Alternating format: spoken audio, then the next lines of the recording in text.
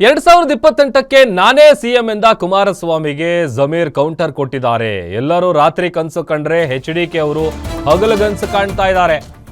2013, 2019, 2023ರಲ್ಲಿ ಕುಮಾರಸ್ವಾಮಿ ಬರ್ತೇವೆ ಅಂದ್ರು, ಆದ್ರೆ ಬರಲಿಲ್ಲ.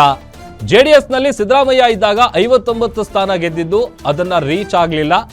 ಜೆಡಿಎಸ್ಗೆ ಸ್ವಲ್ಪ ಶಕ್ತಿ ಇತ್ತು, ಬಿಜೆಪಿ ಜೊತೆ ಸೇರಿ ಅದನ್ನೂ ಕಳ್ಕೊಂಡಿದ್ದಾರೆ ಅಂತ ದಾವಣಗೆರೆಯಲ್ಲಿ ಕುಮಾರಸ್ವಾಮಿ ವಿರುದ್ಧ ಸಚಿವ ಜಮೀರ್ ಅಹಮದ್ ಖಾನ್ ವಾಗ್ದಾಳಿ ನಡೆಸಿದ್ದಾರೆ. ಈಗ ಆಲ್ರೆಡಿ 2028ಕ್ಕೆ ಶತಾಯ ಗತಾಯ ಅಧಿಕಾರಕ್ಕೆ ಬರಬೇಕು ಅಂತೇಳಿ ಈಗಲಿಂದಲೇ ತಯಾರಿ ಆರಂಭಿಸಿದ್ದಾರೆ. ಆಮೇಲೆ ಈಗ ಟ್ರೆಂಡ್ ಕೂಡ ಸೆಟ್ ಮಾಡ್ತಾ ಇದ್ದಾರೆ, ನೆಕ್ಸ್ಟ್ 2028ಕ್ಕೆ ಕುಮಾರಣ್ಣ ಅಂತ.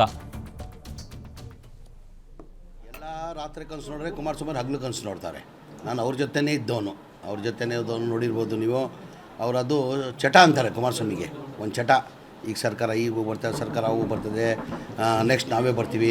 13ರಲ್ಲಿ 8ಅಲ್ಲಿ ಬರ್ತೀವಿ ಅಂತ ಹೇಳಿದ್ರು, 8ಅಲ್ಲಿ ಬಂದಿಲ್ಲ. ಆಮೇಲೆ 13ರಲ್ಲಿ ಬರ್ತೀನಿ ಅಂದರು, 13ರಲ್ಲಿ ಬಂದಿಲ್ಲ. 18ಅಲ್ಲಿ ಬರ್ತೀನಿ ಅಂದರು, 18ಅಲ್ಲಿ ಬಂದಿಲ್ಲ. 23ರಲ್ಲಿ ಬರ್ತೀವಿ ಅಂದರು, 23ಕ್ಕೆ 19ಕ್ಕೆ ಬಂದು ನಿಂತ್ಕೊಂಡ್ರು. ಸಿದ್ದರಾಮಯ್ಯ ಇರುವಾಗ ಜನತಾದಳ ಪಕ್ಷ 59 ಸೀಟ್ ಗೆದ್ದಿದ್ದು. ಎಷ್ಟು? 59 ಸೀಟ್. 2004 ಚುನಾವಣೆಯಲ್ಲಿ 59 ಸೀಟ್ ಗೆದ್ದಿದ್ರು.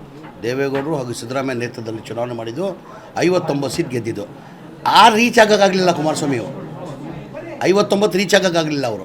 ನೋಡಿ, 59 ಇದ್ದಿದ್ದು 2008ಅಲ್ಲಿ, 2013ರಲ್ಲಿ 40ಕ್ಕೆ ಬಂದರು. ಇಲ್ಲ, 28ಕ್ಕೆ ಬಂದರು. 28ಕ್ಕೆ ಬಂದರು. ಆಮೇಲೆ 2013ರಲ್ಲಿ 40ಕ್ಕೆ ಬಂದರು. 2019ಅಲ್ಲಿ 28 ಬಂದರು. ಈಗ ಮೊನ್ನೆ ಚುನಾವಣೆಯಲ್ಲಿ 19 ಬಂದರು. 2023 ಚುನಾವಣೆ ಮುಂಚೆ ಏನು ಹೇಳ್ತಾಯಿದ್ರು?